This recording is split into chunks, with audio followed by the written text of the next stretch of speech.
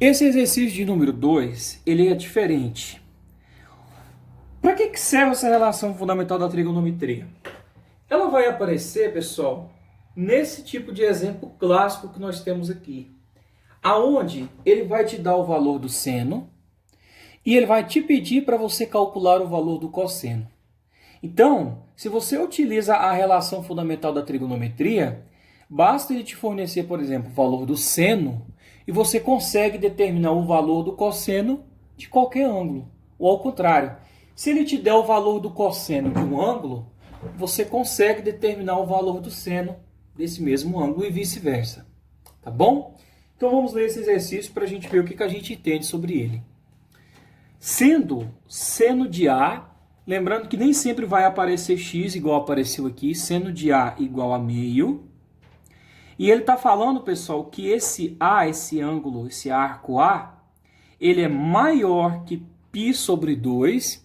Quando a boquinha está aberta para o A, gente, ele fica no meio, significa que ele é maior que π sobre 2.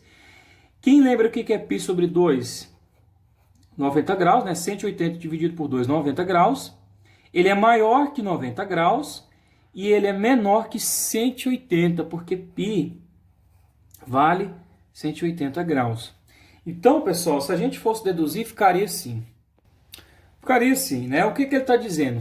Ele está dizendo que A é um arco, um ângulo, que é maior que 90 e menor que 180. Então, aqui a gente teria 0, aqui a gente teria 90 graus, que é π sobre 2, e aqui a gente teria π.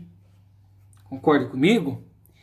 E ele está falando que esse A, ele está entre 90 e 180, ou seja, se ele é maior que 90 e menor que 180, ele está aqui no segundo quadrante, concorda comigo? Ou seja, o A está mais ou menos por aqui assim.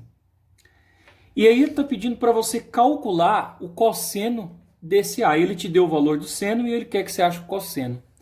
Vamos identificar uma coisa, o cosseno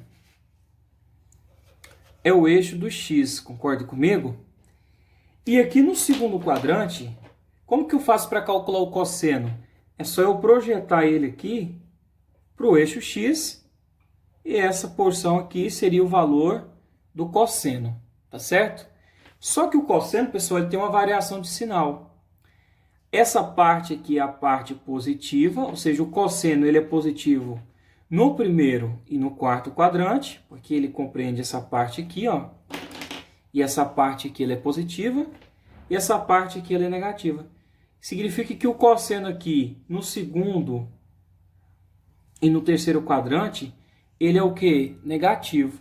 Então o cosseno aqui nessa região aqui e nessa daqui, ele é negativo por conta do eixo x ser negativo aqui. E isso vai influenciar na resposta que eu vou encontrar. Qual que é a fórmula da relação fundamental da trigonometria? Seno ao quadrado de x mais o cosseno ao quadrado de x é igual a 1. Aqui ele me deu o valor do seno. Então vai ficar o seguinte.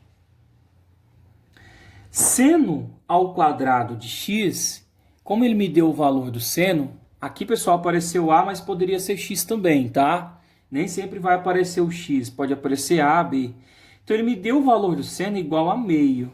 Então, no lugar desse seno ao quadrado de x, eu vou colocar aqui 1 sobre 2. E tudo isso aqui está sendo elevado ao quadrado. Porque seno ao quadrado de x é meio. Ele me deu esse valor. Aí, ele quer que eu calcule o cosseno. Então, vai ficar, repete a fórmula. Cosseno ao quadrado de x é igual a 1. Professor, por que você colocou o meio aqui? Porque ele me deu, pessoal, o valor do seno, ó. É meio. Aí eu só substituí no lugar desse x aqui. E elevei ao quadrado. O cosseno é o que eu estou procurando, ó. E 1, porque é o da fórmula. Então vamos resolver isso daqui bem rapidinho. 1 ao quadrado é 1. E 2 ao quadrado é 4. Aí você repete aqui agora, ó. Cosseno ao quadrado de x é igual a 1. Pessoal, eu vou isolar o cosseno e vou passar esse 1/4 lá para o outro lado da equação. Ele está positivo e vai passar negativo. Então, vai ficar daqui cosseno ao quadrado de x é igual a 1 Tava mais um quarto, passa para cá menos. Tá certo? Nesse momento, pessoal, eu tenho uma subtração entre frações. Não está aparecendo aqui, mas aqui eu tenho um 1 aqui no denominador, um 1 imaginário. Lembra daquele caso que eu expliquei anteriormente nos vídeos anteriores? Quando você tem esse caso em que você tem um dos denominadores sendo 1, nesse caso aqui específico, você tem uma fração subtraindo outra, você pode fazer um macete direto. O que é um macete direto? Você multiplica esse daqui por esse daqui, subtrai e conserva esse denominador. Ou se você quiser tirar o MMC de 4 e 1 é 4, aí você divide pelo de baixo e multiplica pelo de cima. Dá o mesmo jeito.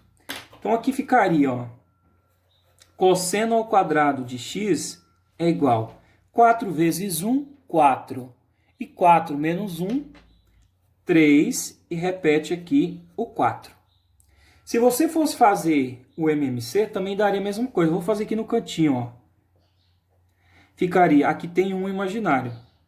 4 dividido por 1, 4. 4 dividido por 1, 4. 4 vezes 1 dá o 4. Aí coloco menos. 4 dividido por 4, 1. Vezes 1, 1. 4 menos 1, 3 sobre 4. Então dá o mesmo valor. Se você multiplicar, subtrair e repetir o denominador, tá?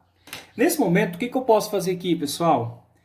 Esse quadrado aqui, ele vai passar aqui para o outro lado, extraindo a raiz quadrada. Então, vai ficar aqui cosseno de x é igual.